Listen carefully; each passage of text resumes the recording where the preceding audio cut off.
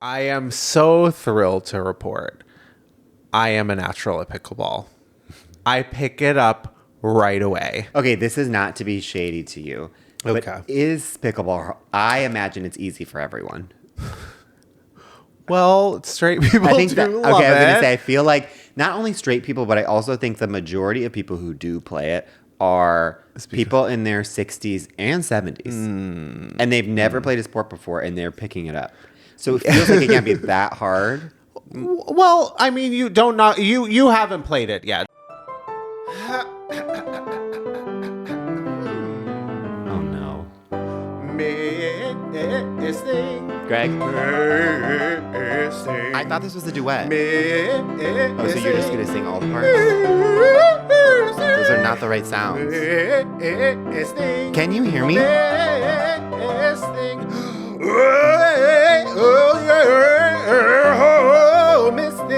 Bonk.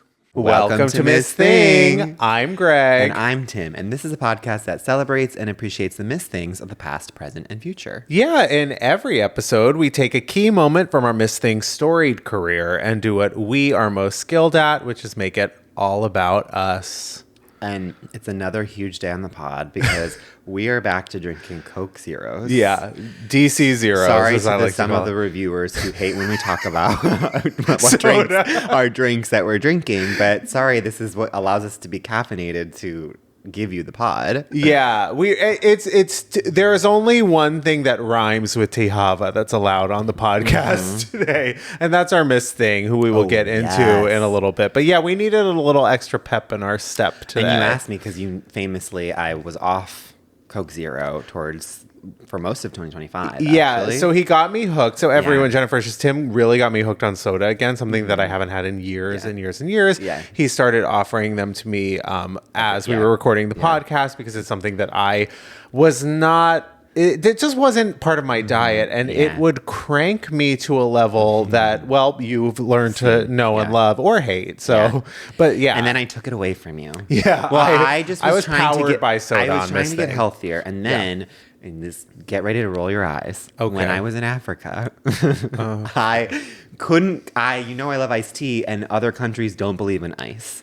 Yeah. And every morning I would wake up, and it was always like mad dash. It's like you had 10 minutes to shovel food in your mouth and go. And I can't drink hot tea quickly. I will scald my esophagus. I don't understand people who can do that and just like shovel down hot tea with food. Oh my gosh. I'm so ice in tea. Yeah. And it doesn't even need to be iced tea. I just need ice in tea to get it to like base level. So you can drink it without like actually burning your insides. Sorry, I like having the roof of my mouth. I'm not sure about you all. I don't know how you all seem to have it. It does not make any sense to me. And then I'm always like at breakfast, I'd always be like the last person, literally like trying so hard to shovel it in. And then I would be like crying on wherever I was going because I was like, I'm in so much pain because I just tried to drink this really hot drink fast and I needed caffeine. And then I had to switch at some point, which I realized because this is my favorite thing.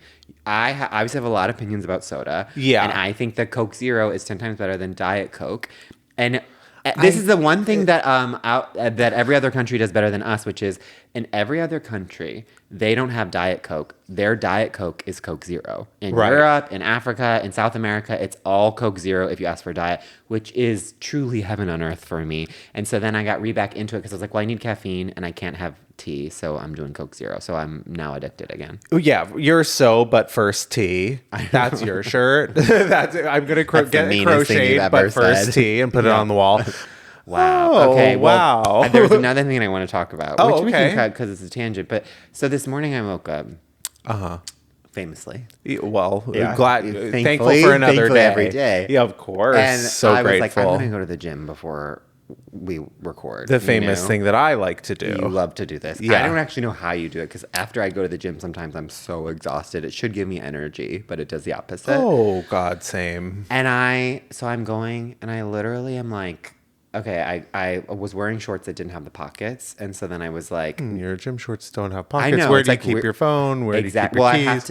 I bring a bag. And so I was like... And so then I'm going, I like put my wallet in my bag, all my different things. And then I'm like going, I get in my car and I'm like, as we're talking about pre-pod, is like I only have enough time to like immediately get like 45 minutes of it, and then I have to come back before we record. Yeah, I Perfect was time. really up against the clock today as well. So I get into my car ready, and then I was like, wait, did I put my wallet in my bag? So go to check, wallet's not there. So then I'm like, oh, fuck, I don't have enough time for this. So then I'm go upstairs to try to find it. It's nowhere to be found. I spend 15 minutes looking for this wallet. Then I'm starting to panic because I'm like, where the fuck is my wallet? Where's my wallet? Did I leave it in Africa? Well, no, this is the thing. I went to the grocery store last night. Oh, And I was like, oh no. my God, did I leave my wallet at the grocery store counter? So then I'm like trying not to panic, and I'm like, it will all work out. It's fine. And then I'm like, okay, well, it has to be there. I'm sorry, which Please. Grocery store? Were we talking Trader Joe's? I wish there were, Greg. No, you went to Ralph's or Vons. I went to Vons. Vons is better than Ralph's. No. I'm sorry. Vons is better than Ralph's, but I'm sorry, no one at Vons or Ralph's is going to call you if you left your wallet. Well, that's why I Trader was Joe's are really- going to hand yes. deliver it. You are so right. They're going to put your, if you leave your wallet. They're going to put more money into your wallet and say, like, I'm so sorry that this inconvenience happened. Here's $20 extra.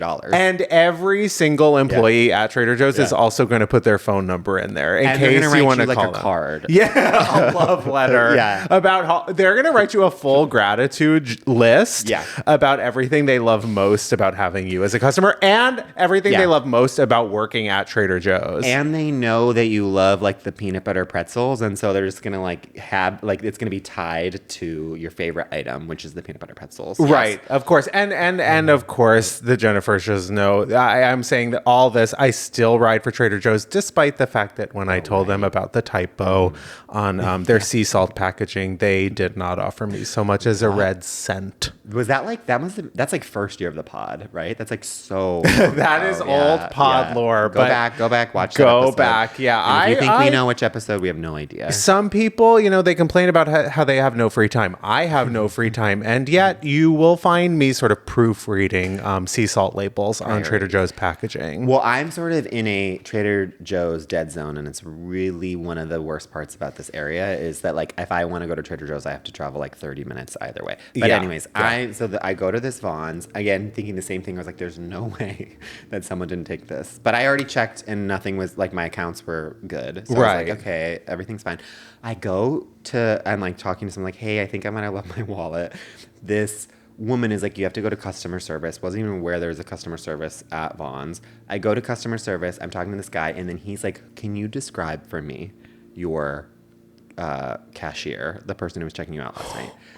And in that moment, I start panicking because this woman has the most severe underbite of all time. But I didn't want to... Love and light. Love and light misses with her underbite. Yeah. But it's actually like a thing of beauty, and I mean that in all sincerity, where I'm like, I haven't seen this severe before. And I look at it, and she pulls it off in a way that no one else would be able to pull off.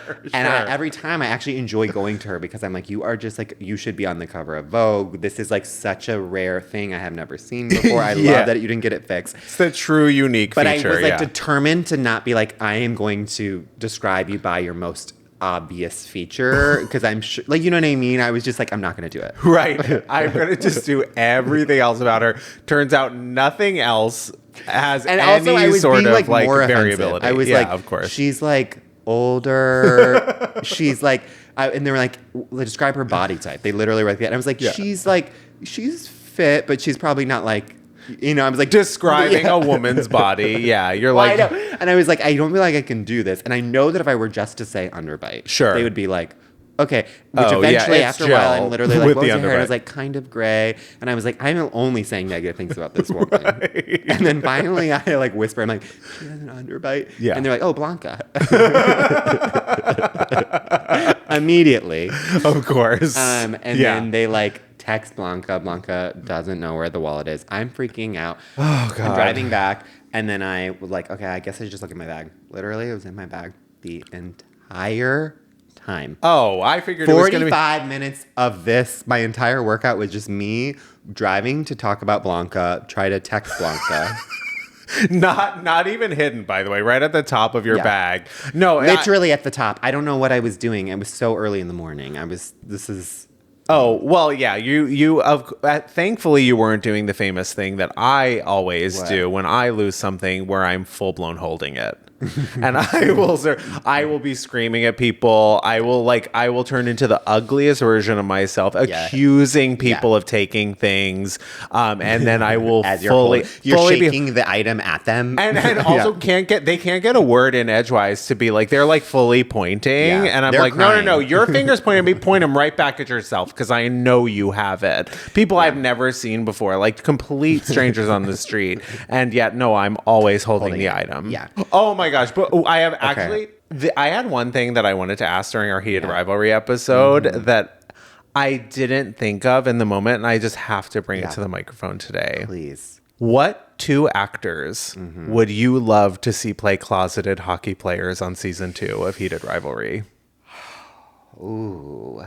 Okay, so this is so specific to me, and they're not actors. Oh, but okay. I think, and they're not gonna be hooking up with each other because they're brothers. Oh, okay. Oh, and speaking of brothers, okay, I have multiple answers. Okay, okay. Sure. Are any of them going to answer my question? We'll find out. I think, and if you don't know who this person is, Tom Evans. He is Nicole Scherzinger's partner, and he is a rugby, and you know how hot I think he's a former rugby player. Yeah. Him and his brother famously posed naked for some rugby magazine. Everyone look it up. Okay, got it. And maybe a Skarsgård.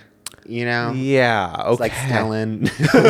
Stellan, freshly minted Golden Globe winner, Stellan Skarsgård. Yeah, okay. Yeah. Who would you do? Oh, this is a hard question. I think at the moment, who I'd like to see most would be Charles Milton. Okay. And Isaac Cole Powell. Oh, that's good. That's a good one. And I think he's like not super well known yet, but like gorgeous and so talented. And you know who I really like is Jeff Goldblum. But we're not ready to have that conversation yet. He could be the coach. Yeah. Thank you. Yeah. He's definitely way too expensive. There better be in the book 2, or we know, Rachel, you're writing book 3. Right. I think your name is Rachel, right? But impossible to know. That it should be a coach. It should come in as like a love interest, you know? I mean, coach, like athlete on the team. I mean, it writes itself. Girl, you're welcome to use the idea. Of course, we will be taking 99% of sales. Wow, but that has to happen. A coach? It's right there. That is the dream. The dream. Okay, speaking of the dream, we need to get into Dodd Mom Sauce, a.k.a. Doll of the Day, Mother of the Moment, Sister of the Second. Our first and most famous segment where we take a person, place, or thing that we are currently super obsessed with. Yes. And Tim, you know what? I'm going to go first. Please. So this is kind of an old news at this point, but he actually just appeared on my feed again this morning, and I needed to give a moment to the angry uncle at Mamma Mia in New York. Have you seen this video? I do not know this. As a person, you know, a big theater goer, I was just there recently for the holidays. So Mamma Mia is still on Broadway. Mamma Mia is back on Broadway, and it's coming soon to the Amundsen. Oh, okay. I would see that. I have never seen it on stage. I've seen the movie once. I would gladly see it, you know, and it's apparently a rollicking good time, an incredible evening at the theater, and you know, audiences love it. Critics and audiences agree. It's fun for the whole family. How can you not? Exactly. So, but recently, apparently, like maybe 2 weeks ago, one night during intermission, a man, which I don't always agree with this, but a man got up and he started screaming at the women behind him. He was like, this is the theater. You need to shut up during the show.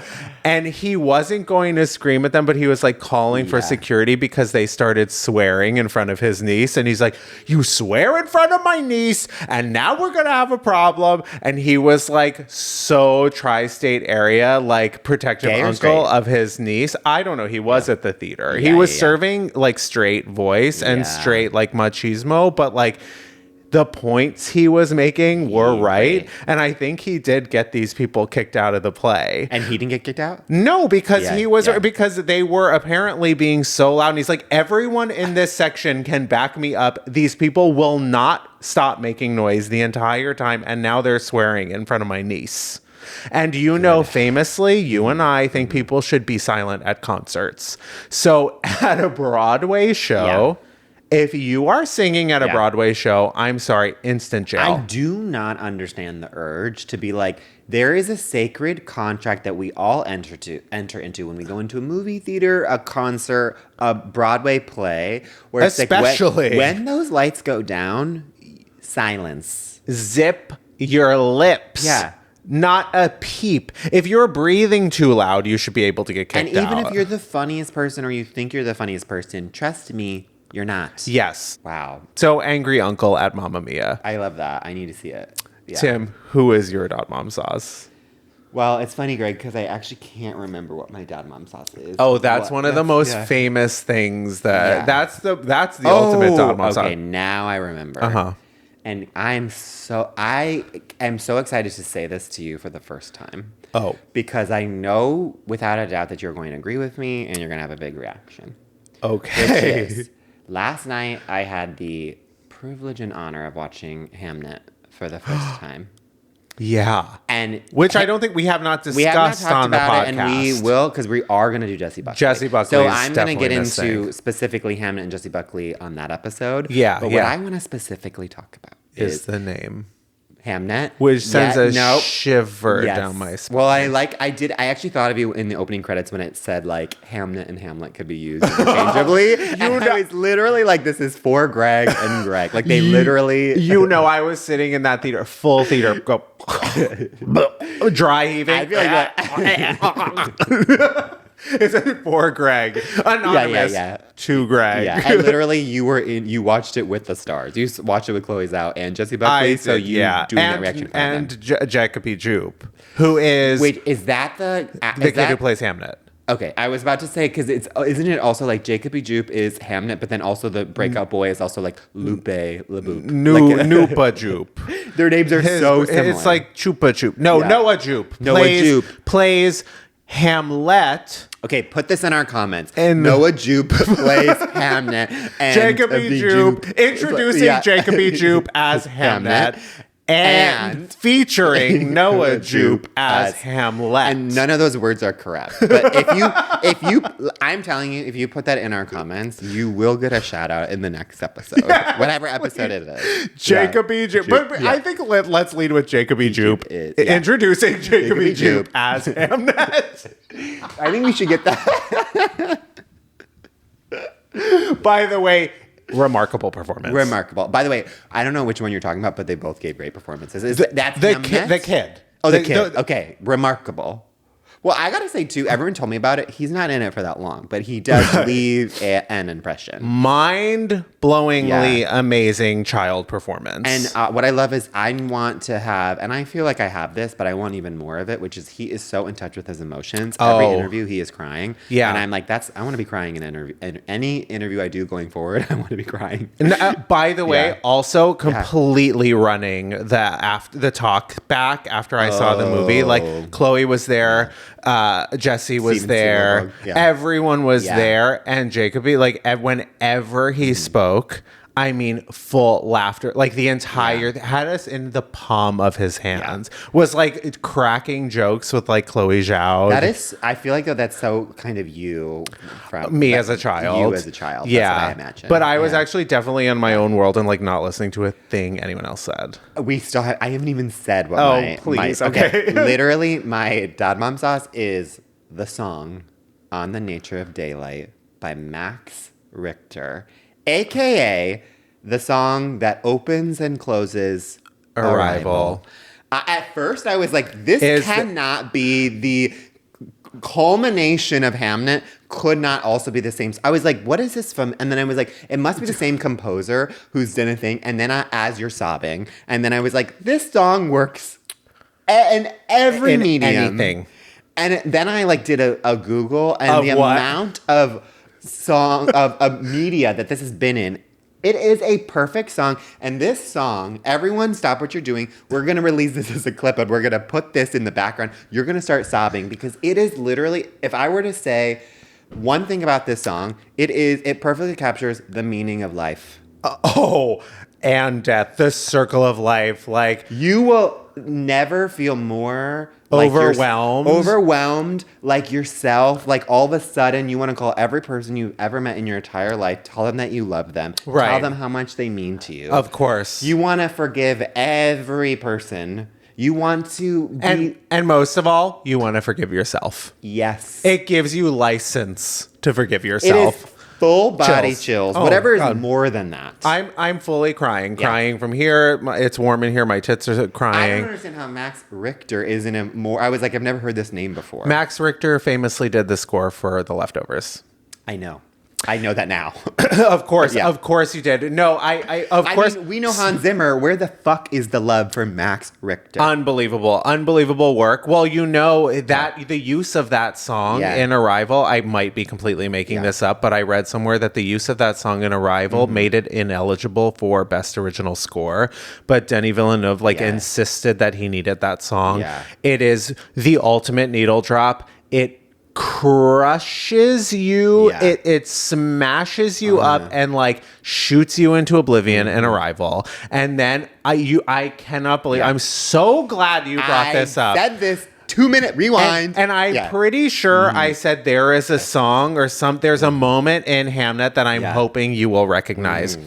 And of course it was that. I went through the same thing. I was sitting in the theater and I was like, wait a second. As it started playing, I was like, wait a second.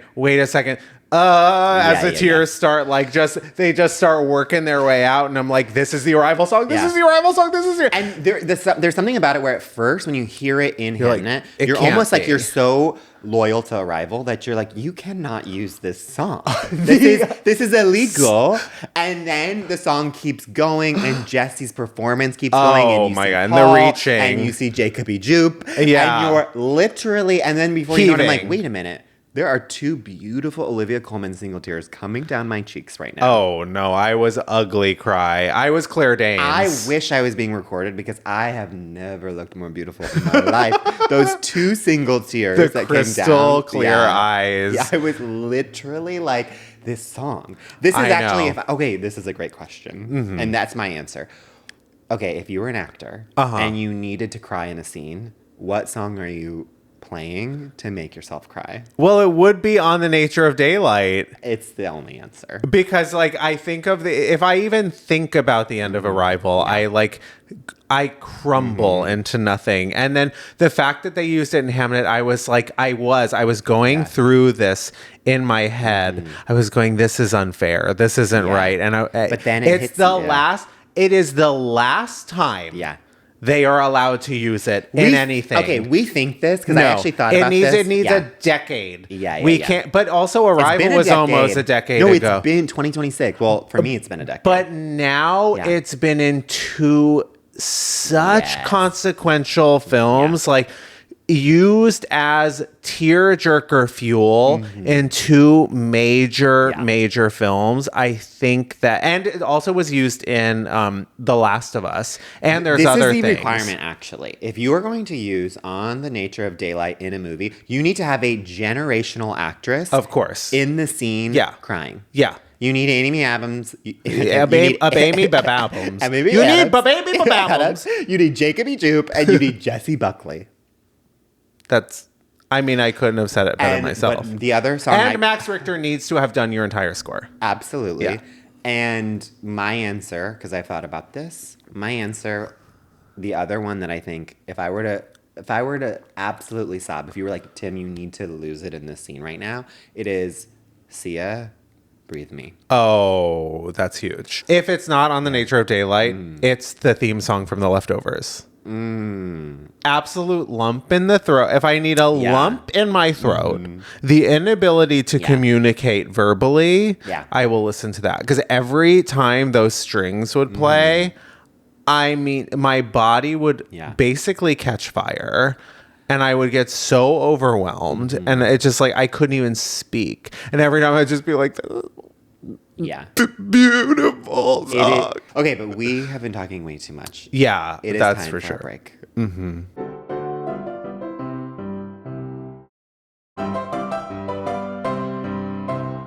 We're back, and it's time for our Miss Thing of the Week. I think we should just get right into it. Our Miss Thing is having a total moment. Of course, this is a week and a half late. Yeah. She's been having a moment. I'm sorry, our Miss Thing has been having a moment for at least the last 15 years. Well, since her super sweet 16. Oh, so even further than that, even though she's like randomly so young. And our Miss Thing is TEYANA Taylor. Golden Globe winning actress. Right about to TEYANA host Taylor. SNL. She is the moment. Yeah. Oh my gosh. But again, been the moment for the last like 20 years. And not to objectify a woman, but the abs.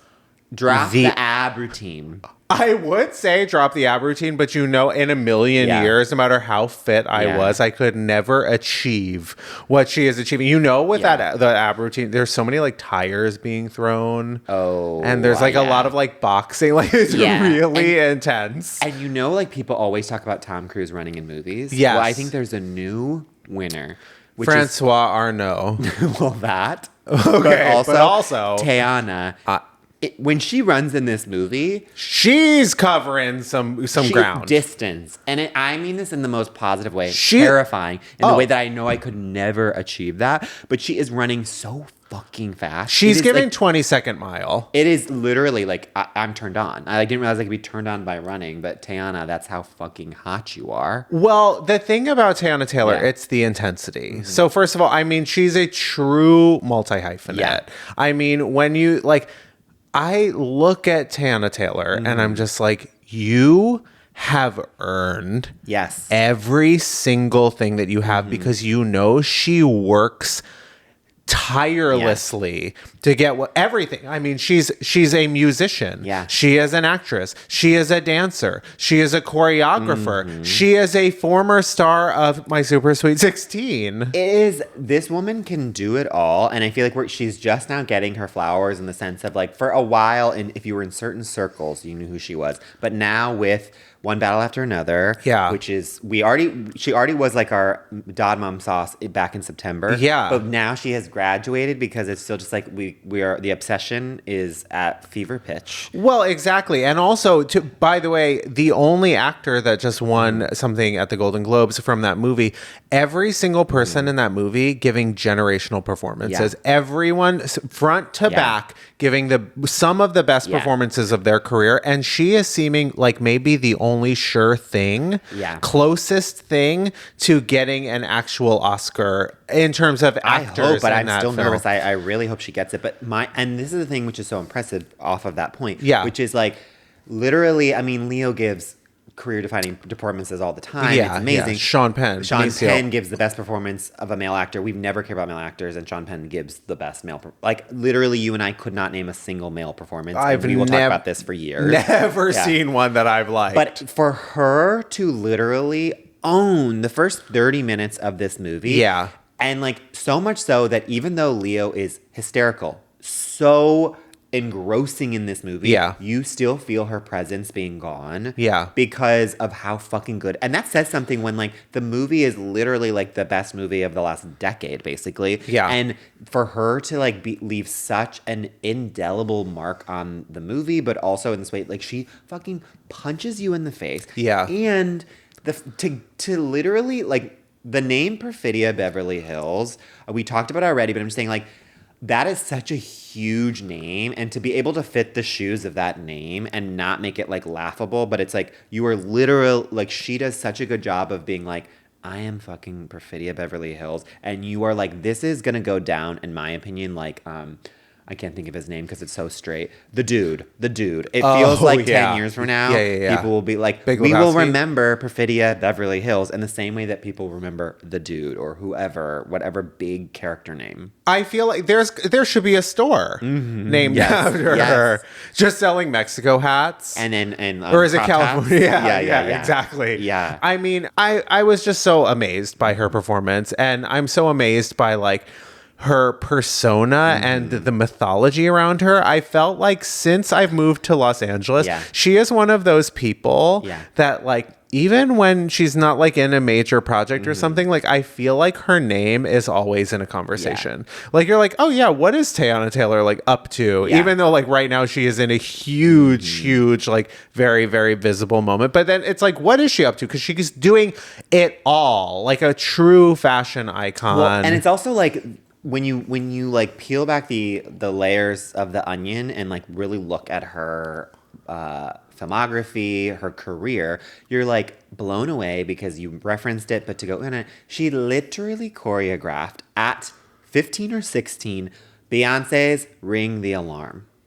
Crazy. Who else can say For that besides Beyonce us? to hand touch you? Yeah, exactly. Yeah. And be like, I'm picking you to choreograph when it's like Beyonce is one of the best dancers of all time. Yeah. And then like win awards for that. On top of that, it's like famously, and listen, I'm not talking about the person, but I am talking about. I know where you're going with exactly. this. I am talking about it is one of the most seminal albums. She was on my Kanye West's Fade, but also the album Dark Twisted Fantasy. I mean, she first burst onto the scene for me in the Fade music video. I mean, the video, like, truly Kanye's last great work, and he wasn't in it. But I also realized how apt and fitting and interesting it is that now she is in Kim Kardashian's show All's Fair, and it's like, oh, Kim got TEYANA in the divorce. Wait, sorry, and I'm gonna cut myself off because I just remembered something that is so us. She met Julia Roberts at the Golden Globes and it went viral. Oh, and she just started crying, and I was literally like, so us. She's all of us. Yeah, well, but then that's that humanity that sneaks in. It's like, because she seems almost indestructible. The other thing I'm gonna say before we make it about ourselves. Well, two things actually. She's also in. There's a lot being said about All's Fair, literally. So she's in the biggest movie. She's in the biggest TV show. So many broke all those records. She's about to be in the new Matt Damon and Ben Affleck movie. I have never heard about it. God, they just showed up, and it's going to be on Netflix. All like the posters in week. LA are this movie, and I'm like, and Matt Damon all of a sudden looks like Noah Wiley. Not Ben Affleck looks like Noah Wiley, and I'm literally like, when did that happen? I have not seen All's Fair yet. Of course, it is my favorite show. The best show you haven't seen. Yeah, exactly. And I was famously looking up so many different ways to Google today. TEYANA TAYLOR, TEYANA TAYLOR's character All's Fair, TEYANA TAYLOR All's Fair character name.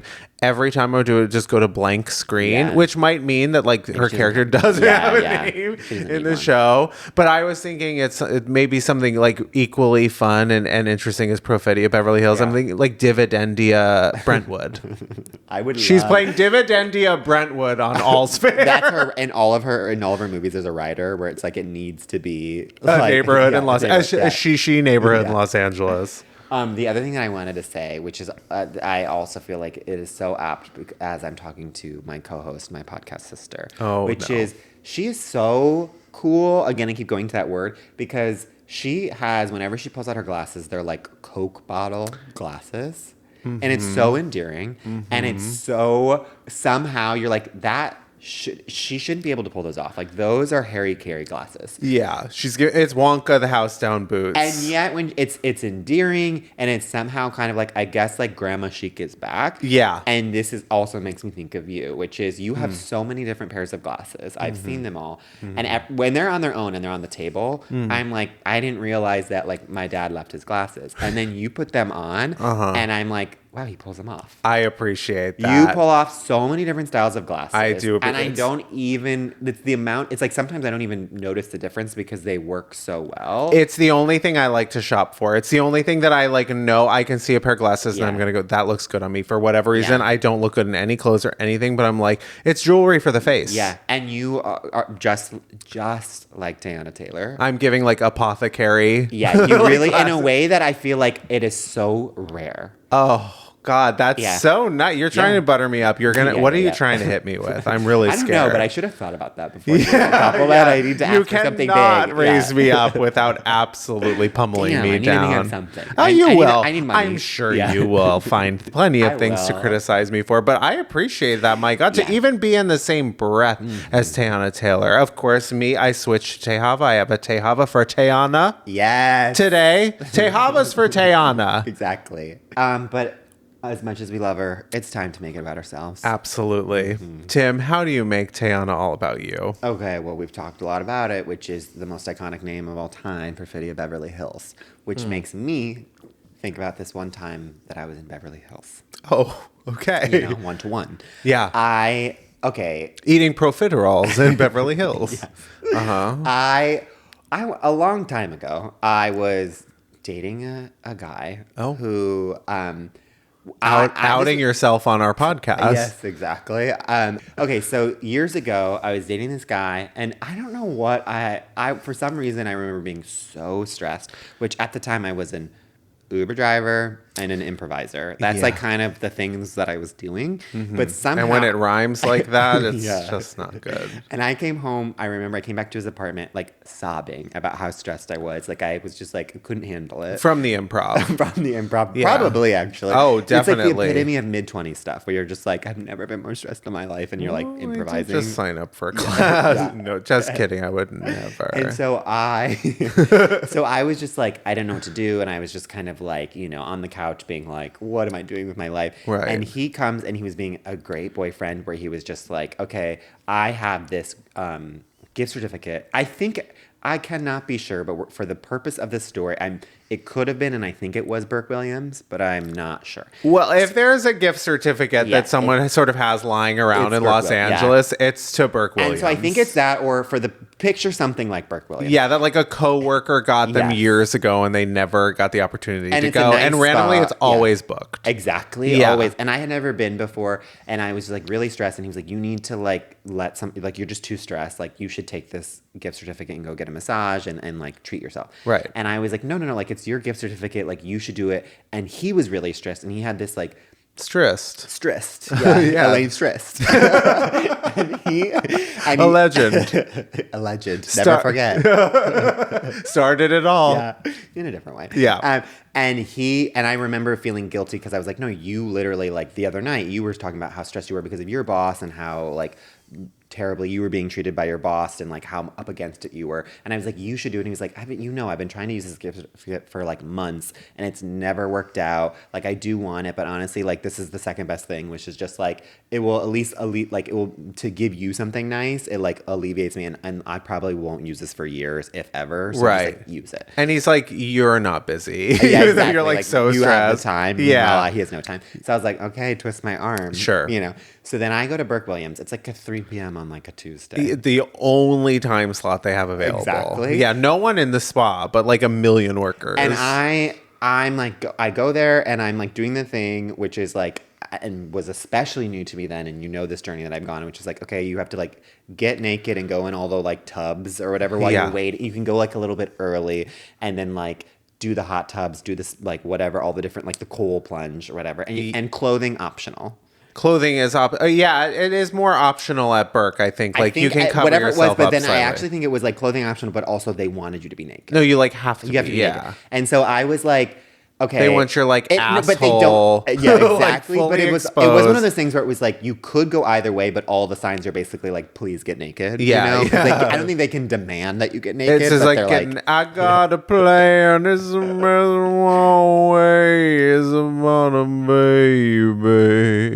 Okay, I completely just collapse. fall asleep. What is that song? It's Get Naked, apostrophe, right. I got a plan. Yes. From Britney's Britney's Blackout. The thing is, Greg, that like hit such a deep part of me where I was like, I know that song literally by heart, but I don't. And thank you, because I would have driven me crazy. You didn't like my interpretation, No, but it knew actually like couldn't have been more It was actually accurate, it was 1-to-1. Yeah.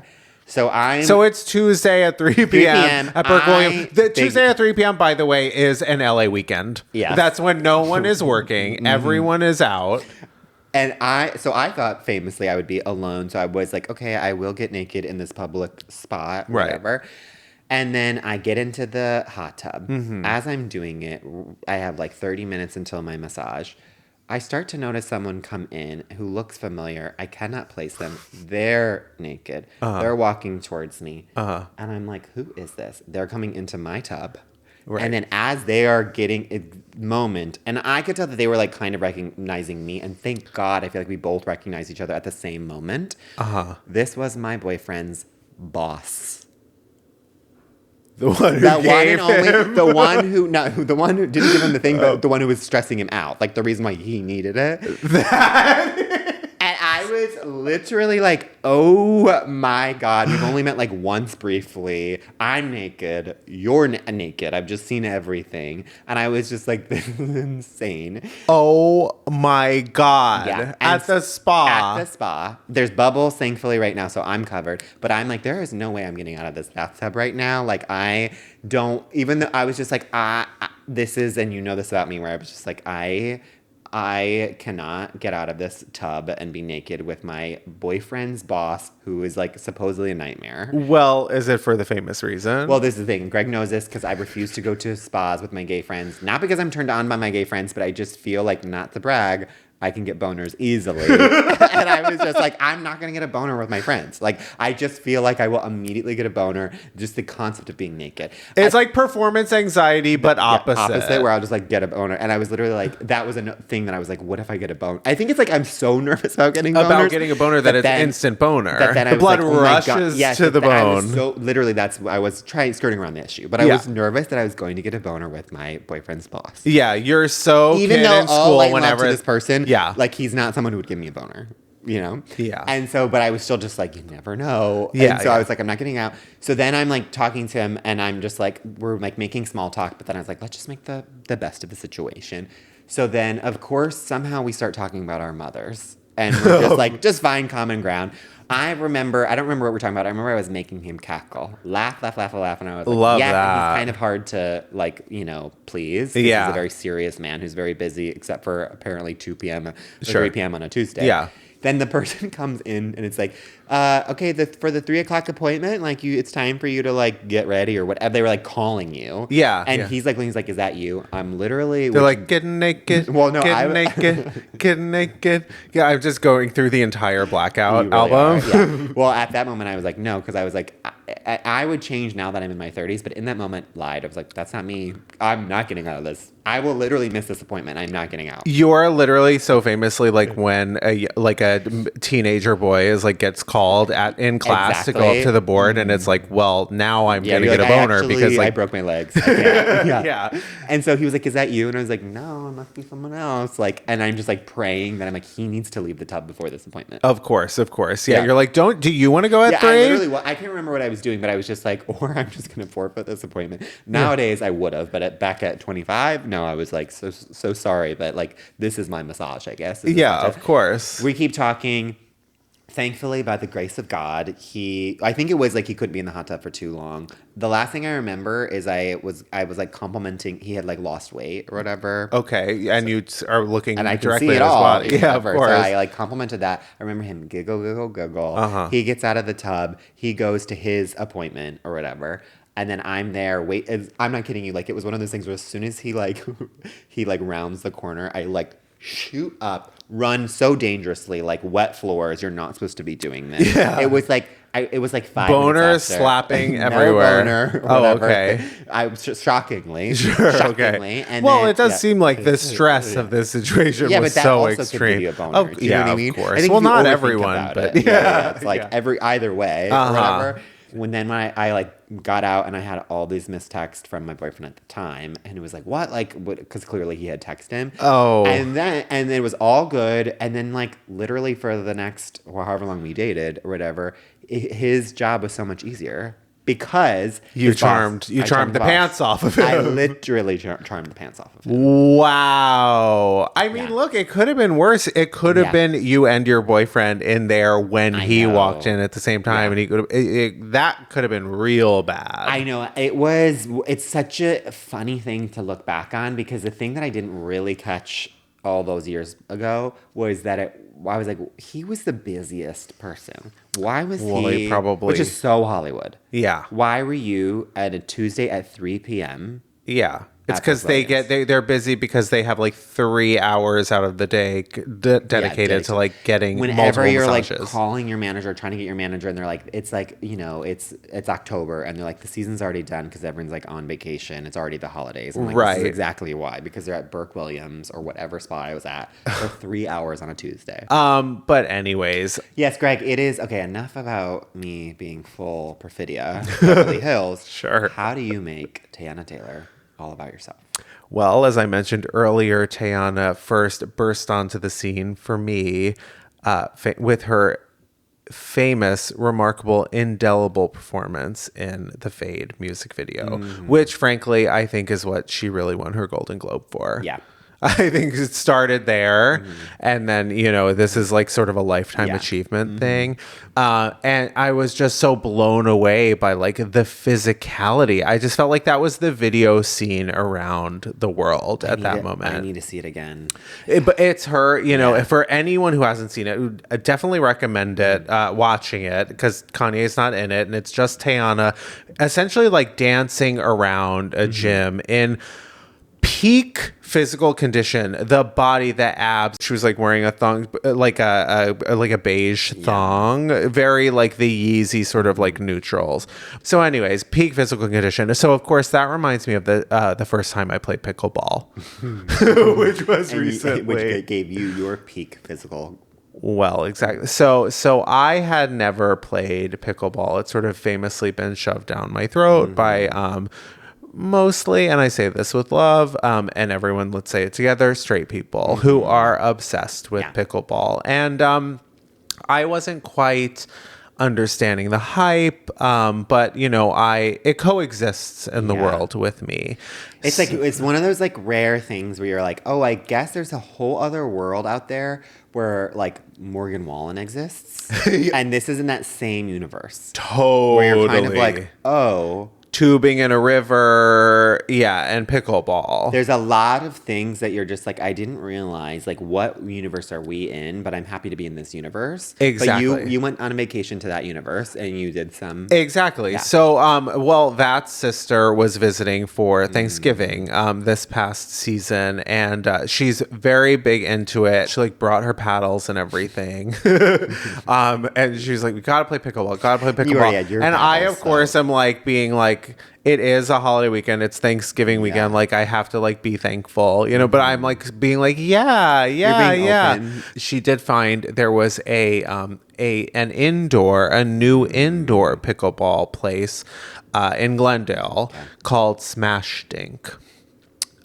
So she booked a time slot and she's like, we're all going. So I was like, okay, you know, like I will try it.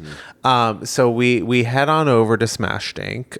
We check ourselves in with the lovely people at the front who guided me through. It was a humiliation ritual for me to check I was in. gonna say, whoever came up with that name should be fired. God, it hits my body in a way that makes me feel so. Well, it's Smash. It's Smash and it's a Dink. And it's clearly, that was definitely a straight person came up with that. And of course. Yeah. And of course, I couldn't remember the name, so I kept calling it BONK City. By the way, so much better. Oh, of course. And I was about to send a cease and desist. I was like, bitch, you're stealing my thing. So do my humiliation ritual. Guy at the front, very, very talkative. Incredibly nice. Incredibly nice. The girl next to him not saying a word. But he was doing his like bits, and that's great. He was very, very friendly and very informative. So we have the place for an hour. Walk in. Every court is packed. I'm like, everyone. It's Friday, Thanksgiving weekend, Friday evening, and like full court press. Let's call it. It's Smash Dink. So we are learning. Another friend was there as well, so it was like 2v2. Vat and his sister. I gotta say, I was stressed because I was like, there are 3 of you. Who was the 4th person? No, another person who we hadn't seen in a while. He also loves pickleball, and he was on my team. Okay. So Vat and his sister, and then he and I was like, I get a little bit of anxiety like when I try a new sport. Using the word sport loosely. And I get a little anxious because I like never know if I'm going to be good, and I have to be good. So I am so thrilled to report I am a natural at pickleball. I pick it up right away. Okay, this is not to be shady to you. But is pickleball, I imagine it's easy for everyone. Well, straight people I think do that, love okay, I was it. going to say, I feel like not only straight people, but I also think the majority of people who do play it are people in their 60s and 70s. And they've never played a sport before, and they're picking it up. So it feels like it can't be that hard. Well, I mean, you haven't played it yet, so you don't know how difficult it is. You need a lot of like dexterity. You need a lot of strength, physical, mental. Yeah, it's like the inner game of tennis in so many ways. It's very challengers coded, psychosexual happening all the time. So I am incredible at this game. I'm sorry, I can't even deny it. I'm like fucking crushing it. I'm smashing. I'm dinking. I'm bonking. Yeah. And we are winning. Like we just keep winning game after game after game after game. And I'm a natural. Yeah. And so even at one point we had the court for an hour, and like the hour was up and we were still like in the middle of a game. He's like, you want more time? We were like, you know what? We'll do an extra half hour. Yeah. And I am like getting really into it. I'm like, you're like, actually, let's do two. I am gliding around. I'm in like peak physical form. TEYANA Taylor, like everyone's looking at me, obviously admiring me. Perfect perspiration. Yeah. And the I was abs, the butt. And I of course was wearing a beige thong, which might have had something to do with why everyone was looking. Your lucky charm. Yeah, exactly. So it's Friday night, as I mentioned, and it's dark out, but it is indoors. But we're two points. I think they're points in pickleball. We're 2 points away from another win. 10 minutes left on our time. I have been playing so amazingly. I do my final, like we're 2 points away. Something comes to me. I hit it perfectly. The slightest leap in the air. I'm gliding through the air.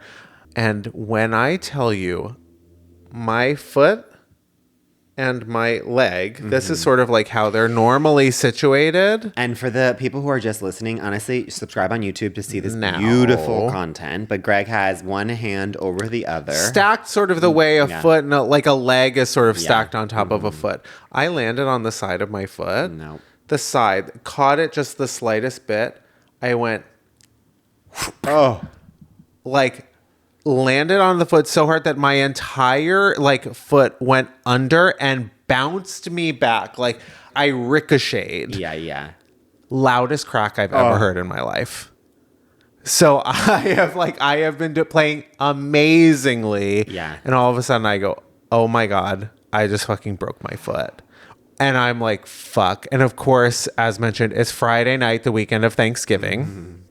6:30 on a Friday, as we have talked about on the podcast. The only time anyone has a medical emergency is on Thanksgiving weekend when no one is working. So we went the entire weekend. I was laid out, and I went to the doctor on Monday, which was the earliest I could get in to get an X-ray. And the guy's like, well, what happened? And I said, okay, well, this is the most embarrassing thing I've ever said. I'm secondhand embarrassed. In my entire life.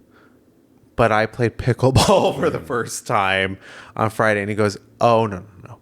You'd be so surprised how many injuries come through here about people who hurt themselves playing pickleball. You're like, that doesn't make me feel better. No. Yeah. I said, you know what? That does make me feel better. And he goes, yeah, especially people your age. Oof. And I said, well, you didn't have to add that part. Yeah. Wow. Especially people your age. Yeah. That is so rude. I am a 30 redacted-year-old man. I know. How dare you add that? Yeah. But that hurt more than the injury. Oh my God. Yeah. I was You're still recovering from that. You're still in PT from that comment. Don't have a broken foot, by the way. X-ray showed me that, but I do have a broken heart at this point and a broken ego. The amount of money that you've spent in therapy to get over that comment. And we've talked too much. Yeah. It's time to go to break.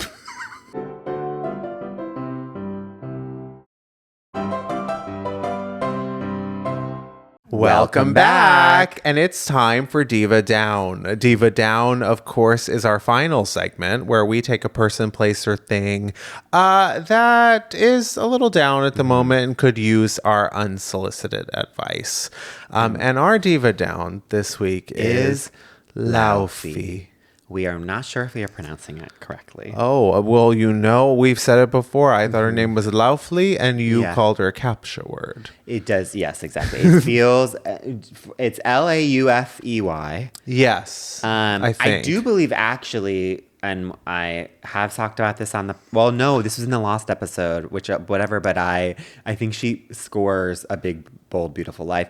Gennifertias. She scores? I think she's the soundtrack. She sees like there's, and so I feel like I've heard some of her songs. Okay. By the way, so I'm not gonna get into it because this is for another episode. I've seen the movie, you guys, and I love it, and I will get into it at another time. God. But we need to get into this diva down. Yeah. So Laufey is a diva down this week because at the Golden Globes, past weekend, a week out for you. She was being misnamed on the red carpet. But sometimes when one diva is down, another diva rises, and we have a diva rising this week, and our diva rising is Michelle. Yep. And Michelle, she's going to be the one coming out with that violin pop song. Totally. So people on the red carpet, the photographers were calling Laufey Michelle.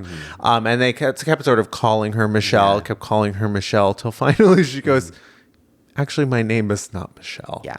And that was hard to hear. But you know what? One, so us. Yeah. So relatable. Literally so us. You won us over there because it's like, you know what? Stand up for... You know what? Don't let people call you Michelle when you're not Michelle. And that right there is courage. Oh, it's bravery. I know, to spend all that time getting ready for the day. Yeah. Get in your comfortable, confident pose on the red carpet. You look stunning. Yeah. And then for people to confidently be calling you the wrong name. I'm wondering where they pulled that from. I need to know more about who is Michelle. And if anyone can tell us who Michelle is. To me, I'm like, you're in this sort of sweet spot where you're making money. You've scored Big, Bold, Beautiful Journey, and no one actually knows who you are, even on a red carpet. Yeah. You have this degree of money coming in and success, and you also have notoriety. Yeah. In a space where people are required to know who you are, they don't. Someone calls you Michelle. Yeah. Say, you know what? I am Michelle. Yeah. I am Michelle. And I got to say, for my advice, I agree with everything that you said. I think her next album should be called Michelle. And I think, this is your Sasha Fierce. This alter ego of you, because Laufey is already a very interesting, unique name. You know what I mean? And so it's you kind of want a boring name. Not that Michelle is a boring name, but just that you want a straight down the line name. You know what I mean? And then this is whatever, which I honestly feel like is kind of. I again could not tell you a single song of Laufey's. Oh well, but you've heard them, I'm sure. But it does feel like it gives the vibe of Michelle. Totally. It feels like it's written by Michelle, whoever Michelle is. And my advice to Michelle, that diva rising. Yeah, of course. Come out with your violin banger already. And come on the pod, Michelle. Reveal yourself. And with that, follow us if you don't already on TikTok and Instagram at Miss Thing the Pod. We are on Cameo. Yes. You can find, we've got links somewhere. Yeah, it's on our link tree. Yeah. Like it would be on our Instagram bio, on our TikTok bio. Follow us on YouTube if you don't already. Please comment and give 5 stars and above on Apple Podcasts or Spotify or wherever you get your podcasts. We're really trying to get those reviews in. Yeah. They don't take much time. Yeah. You can say introducing Jacobi Jupe as Hamnet. Or whatever. What's the other guy's name? You guys just rewind. Listen to whatever we said there. Cynthia. We love you. We love that you were too busy to go to the Golden Globes. I couldn't agree more. Well, anyways, we will see you next week. Bye. Miss Thing Podcast is created, executive produced, and hosted by Greg Trimmer and Tim Zintek. It's produced and edited by Benji Simons, with cover art and additional creative support by Claude Zines. Follow us on TikTok and Instagram at Miss Thing the Pod. New episodes drop every Tuesday. Watch on YouTube or listen on Spotify, Apple Podcasts, or wherever you get your podcasts. Please subscribe, rate, and review, but only raves. Strictly 5 stars and above. Follow Greg at Greg Trimmer and Tim at Tim_Zintek on all social media. BONK!